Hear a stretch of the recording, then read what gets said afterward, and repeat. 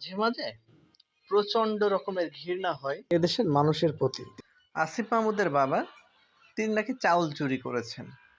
তার বাড়িতে কয়েকশো বস্তা চাউল পাওয়া গেছে। মানে ভাবতে অবাক লাগে। কিছু মিডিয়া সেটা আবার প্রচারও করেছে, কিছু ব্যক্তি সেটা বিশ্বাসও করেছে এবং সেটা নিয়ে বিভিন্ন স্লোগানও দিচ্ছে। আসিফ এখন এমন একটা পর্যায়ে, এমন একটা ক্ষমতায় আছে, সে চাইলে ওরকম কয়েকশো কি বস্তার টাকার মালিক হতে পারতো। কিন্তু কি পা ফাটা জনগণ আমরা! তার সামান্য ওই চাইল চোর, তাই ভাবতে শুরু করলাম তাকে, তার বাবাকে। এরকম অদ্ভুত চিন্তা ভাবনা কিভাবে তাদের মাথায় আসে এটা বুঝতে পারি না। যারা রাজনীতি করে করে এতদিন আঙ্গুল ফুলে কলা গাছ হয়েছেন, তারা কিভাবে সম্পদ গড়েছেন এটা এদেশের প্রত্যেকটা মানুষ জানে।